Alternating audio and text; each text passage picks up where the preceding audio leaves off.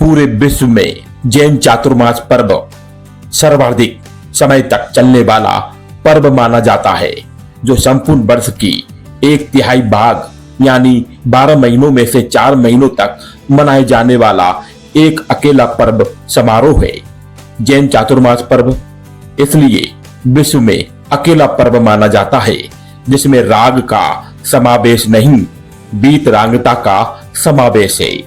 हर जैनी करता है इन अनमोल घड़ियों का इंतजार। गुरु भगवतों के सानिध्य में बीते चातुर्मास बारंबार ज्ञान दर्शन चरित तप का लगता रहे मेला, दौड़ दौड़ करके आए स्नातक छोड़ संसार का झमेला। गुरु भगवतों के मुखारबिंद से सुनने वाले जनवाणी, आज हम आपको अतिशय क्षेत्र नवागढ़ कमेटी के पदाधिकारियों के द्वारा आयोजित किया जा रहा पत्रकार सम्मेलन के बारे में बताने जा रहे हैं। चौथा स्तंभ कहने में बहुत अच्छा लगता है, लेकिन ये वो स्तंभ है जो दिखाई नहीं देता। एक मिनट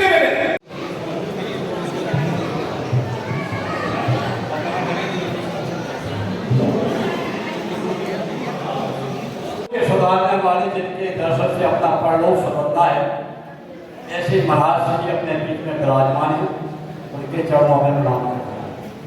और इस लोग के लिए पत्रकार बंधु भी ऐसे हैं, वो कोई जवाब नहीं मिला। बाद में भाई फिर भगवान के पास पहुंचे। भगवान ने कहा कि अब एक काम करो, तुम पूरब पश्चिम उत्तर दक्षिण सभी दिशाओं में घूम आए हो, जो जहां जाते हो वो मर जाता है।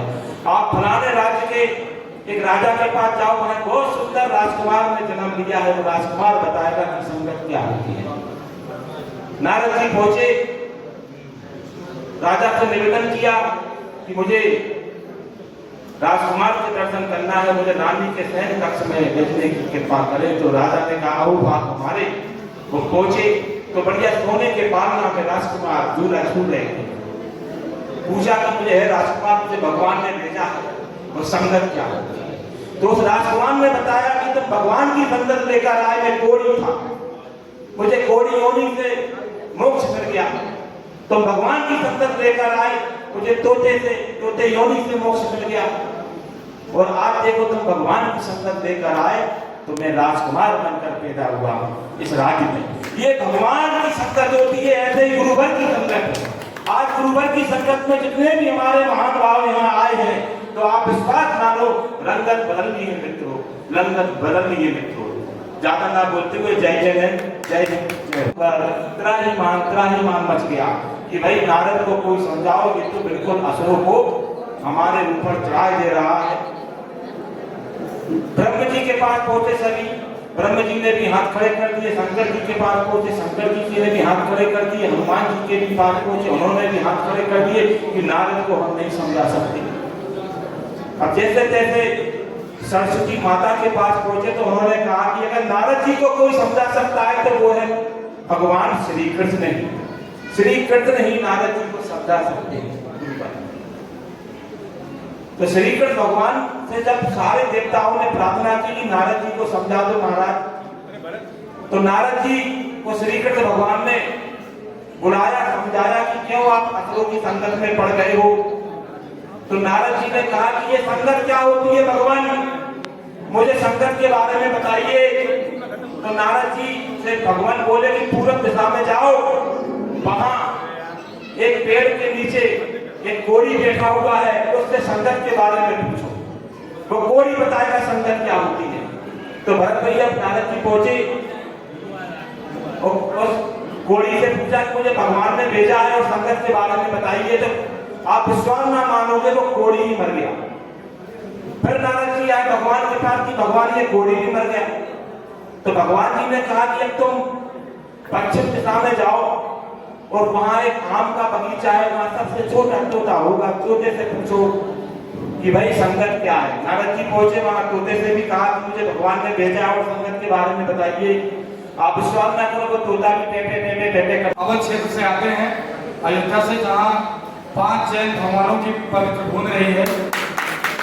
और आज जैसा कि हम पूरी दुनिया में देख रहे हैं कि लोग अपने अपने विचारों का द्वंद्व चल रहा है। हर व्यक्ति सोचता है कि जो मेरे विचार हैं वही सत्य है, तो हमारे जैन मुनियों ने, हमारे जैन तीर्थंकरों ने दुनिया को ये संदेश दिया कि कोई विचार, सभी के विचार अपनी अपनी जगह पे सत्य हैं। इसके लिए उन्होंने अनेकांतवाद रखा, अनंत धर्म का वस्तु, अनंत धर्म का मेरे को। संसार में अनंत वस्तुएं हैं, उनके अनंत धर्म हैं। जैसे कोई अंधा व्यक्ति है, हाथी का पूंछ पकड़ेगा, कहेगा पूंछ सत्य है, ये झाड़ू नहीं सत्य है। कोई कान पकड़ेगा। साथी, वरिष्ठ पत्रकार और युवा पत्रकार और क्षेत्र की देवतुल्य जनता और हमारे सभी पुलिस साथी, सभी को हम अपने इस थाना क्षेत्र में इस भव्य आयोजन के लिए सभी को धन्यवाद देते हैं। जैसा कि हम थोड़ा सा वाला नारद, नारायण नारायण नारायण करने वाला नारद, इतना अपमान किया कि नारद जी रोने लगे और वहां से वो वापस चले गए। और जब नारद जी वापस जा रहे थे, कहते नहीं है कि अगर कोई भी व्यक्ति, अगर उसका पुण्य और प्रताप पर ठेस पहुंचे तो स्वाभाविक है उसको असुर तो ग्रहण कर ही नहीं। तो रास्ते में मित्रों को असुर मिल गए। असुर मिले तो कह रहे नारद रोते रोते जा रहे हो, बताओ क्या हम आपकी मदद कर सकते हैं? कल आज तो भैया हम बड़े कष्ट में हैं और अप्सराओं ने, इंद्र की अप्सराओं ने हमारा अपमान कर दिया। कल चिंता नहीं करो, आप हमारे राजा के पास चलो। तो असुरों के राजा के पास ले गए मित्रों। अब देखो ये संगत और रंगत की हम आपको छोटी सी कथा सुना रहे हैं। तो असुरों के राजा ने कहा कि चिंता नहीं करो, तुम्हारे अपमान का बदला हम लेंगे। नारद, तुम तो मुझे मात्र देवताओं की कमी बता दो, तुम भैया अपमान था।